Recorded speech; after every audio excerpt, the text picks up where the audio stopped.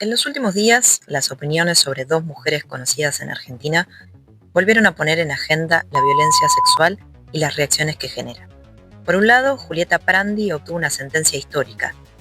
Se reconoce el abuso sexual dentro del matrimonio. Claudio Contardi, su ex marido, fue condenado a 19 años de prisión por abuso sexual. Tras conocida la sentencia, aparecieron los primeros cuestionamientos. El biógrafo oficial del presidente publicó un tuit, que luego borró, donde expresa: sinceramente me cuesta creer que una mujer mediática, mayor de edad, que 25 años atrás hacía una sátira con Francella en torno a una relación de tinte pedofílica, con autonomía económica, notoriedad pública y vínculos sobrados, haya vivido secuestrada y abusada sexualmente durante años por su propio marido. Por otro lado, Thelma Fardín hizo un contundente descargo en redes sociales luego de que trascendiera que la defensa de Juan D'Artés busca anular el juicio que lo condenó a 6 años de prisión. A través de un video, la actriz habla sobre el caso mientras se la puede ver en distintas situaciones de la vida cotidiana. Fue cuestionada por la forma del video y cómo quiso comunicar las novedades del caso. En el caso de la sentencia dada a Claudio Contardi, el tribunal fue contundente en cuanto a la existencia del hecho y la autoría. No quedaron dudas. Tras la valoración de la prueba de que los abusos ocurrieron de la manera descrita en la acusación y que Contardi fue el autor, se lee en la resolución.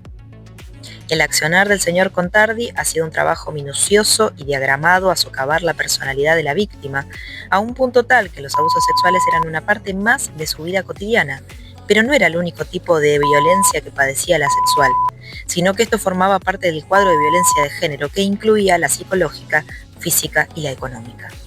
Sobre Juan D'Artés, con el voto favorable de 5 jueces, 5, del Tribunal Regional Federal, la justicia de Brasil reconfirmó la culpabilidad del actor en el juicio por violación contra Thelma Fardín y fue condenado a 6 años de prisión con régimen semiabierto.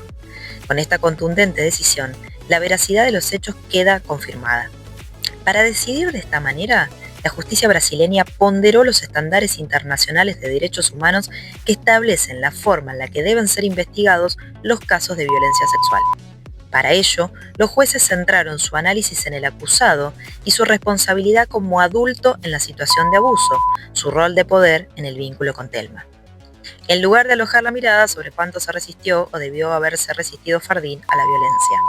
Recordemos que en ese momento D'Artés tenía 45 años y Thelma 16. No hay margen de ambigüedad. Sin consentimiento, toda relación sexual constituye violación o abuso.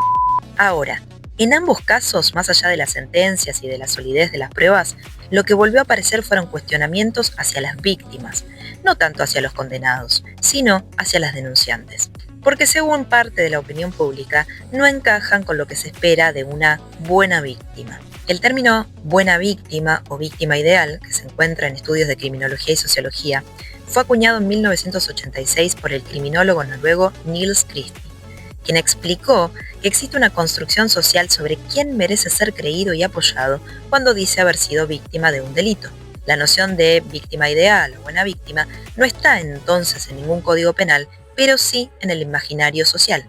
Se supone que una víctima de violencia sexual debe cumplir con ciertos estereotipos: mostrar dolor y fragilidad todo el tiempo, ser inocente, pasiva y vulnerable, tener buena reputación, es decir, sin comportamientos que generen sospecha, vestirse o comportarse de determinada forma, no volver a sonreír ni tener una vida plena, no ser contradictoria ni tener matices, no confrontar, no exponerse demasiado y no tener intereses más allá de buscar justicia. En síntesis, se espera que la víctima se defina solo por el hecho traumático que vivió.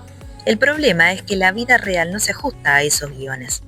Las víctimas pueden enojarse, hablar con firmeza, mostrarse seguras, seguir trabajando, reírse, vestirse como quieran o rehacer su vida amorosa, y nada de eso invalida lo que vivieron. Lamentablemente, cuando una persona no encaja en ese molde, aparecen las dudas, las sospechas y los ataques por no parecer una víctima. Si le pasó eso, ¿por qué sonríe en una foto?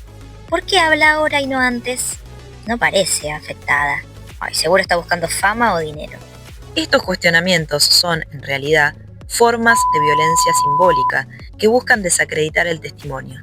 Se deslegitima su relato por no cumplir con las expectativas de otros.